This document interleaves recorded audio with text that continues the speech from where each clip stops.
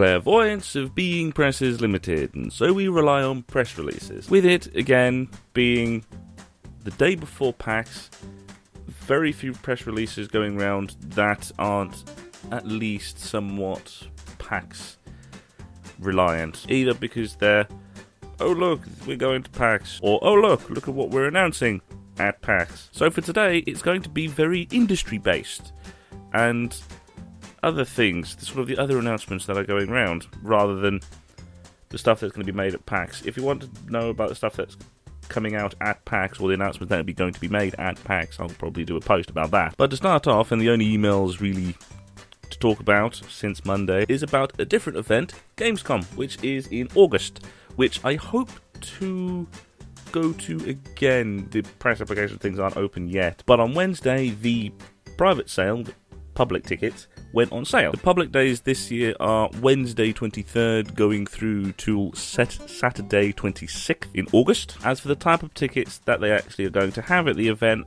as last year they're going to have the pre-entry tickets, which is just early access tickets. You are allowed in 1 hour before everyone else, but it is slightly more expensive. Then there is the reserved family tickets, which are again slightly more expensive, but are for 2 parents and 2 children, so it's 4 tickets. The ages of the children have to be between the ages of 7 and 11. And like last year, they're also bringing in the trade visitor tickets, which is a personal ticket, but you are there as a trade, you are there as a developer or such, which you can have it on reduced rates, but it still is a personal ticket. But that isn't the only Gamescom bit of news, because we have another press release, which I got technically today at 1:30 in the morning, so it's kind of yesterday, kind of today. It's the US timed release, so it came to me at 1 in the morning, which starts off by saying, the sweet anticipation of the world's largest event for computers and video games is unabated. The online ticket shop at Gamescom opened yesterday on 8th March 2017, and more than 42,000 tickets had been sold after just 24 hours. This sort of shows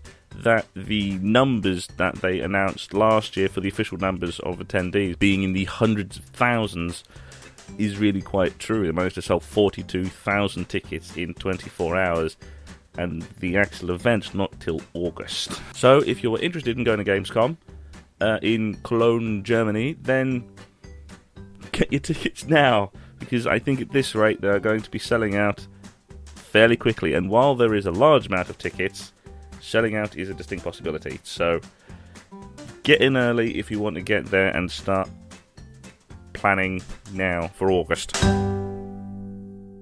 And now we move on to the releases released through Games Press. The first one to talk about is a film-related one, because it is coming to the 25th anniversary of Reservoir Dogs, and so Lionsgate has teamed up with Big Star Games to release a Reservoir Dogs game, Reservoir Dogs Bloody Days. As it says here, Reservoir Dogs Bloody Days combines all the drama and tension of the movie with a unique time-back gameplay mechanic. Continuing on by saying, adding a new level of strategy to the action shooter genre, players will be able to rewind time to control each and every tactical move and splattering shot for all members of the team. Every time the clock is turned back, the outcome of the highest hangs in the balance as each Reservoir Dog plays their role in finishing the job and completing the bloody escape. They have a website showing the various misters and the various characters that they have for the heists, and obviously they're not going to be the actual people from the movie. That requires paying licensing and likeness fees. So while this is a Lionsgate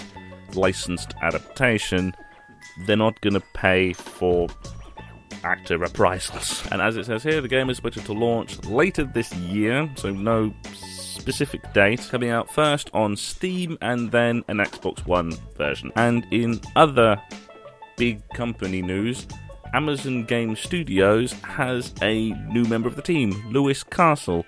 If you've heard that name before, you have played Red Alert or the other Command & Conquer games, because Lewis Castle was one of the co-founders of Westwood Studios, the company that originally made the Command & Conquer series, as well as many, many others.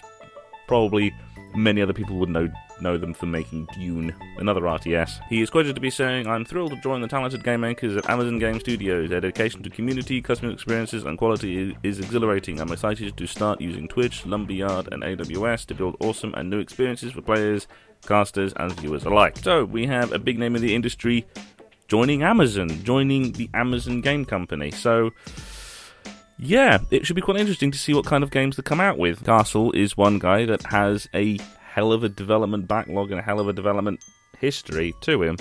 So it's pretty big news that a big shot is joining Amazon. And now we're going to delve into politics.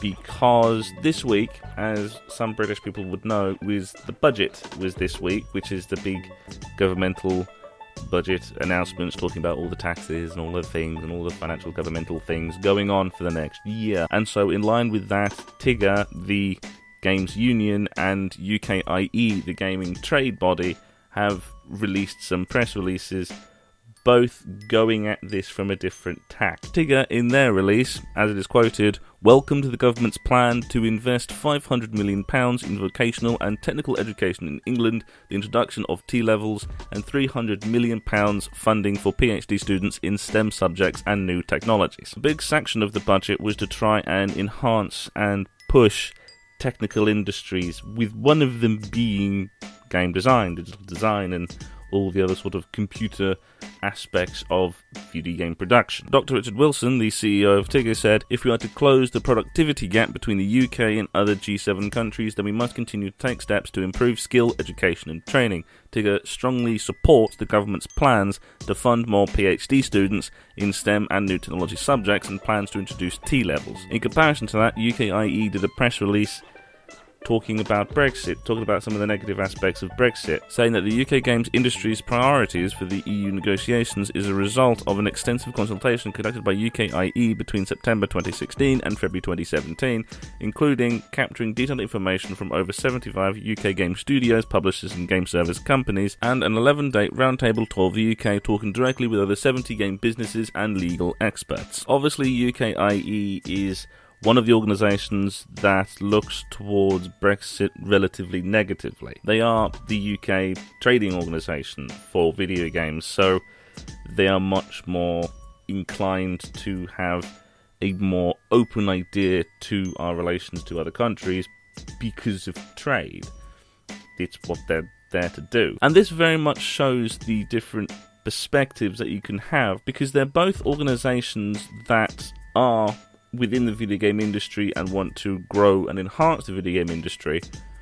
It's just one is much more a trade union and one is much more of a trade group. But it also shows the difference in priorities. The TIGA organisation is very much for better funding, better employment regulations, much more personal focused for the people working within the industry, while UKIE is much more concerned with international trade. Both of these organisations aren't wrong, they're just tackling the area that they deem most important. So I'm going to link both reports in the description down below on TIGA's website and on UKIE's website, so you can have a look at the reports yourself. And so that's it for today. If you're going to PAX, or if you're at PAX, have fun. We're not going to be there, although I can see myself doing a post or spending most of Tuesday's show talking about the various announcements that are probably going to be happening at PAX, or the various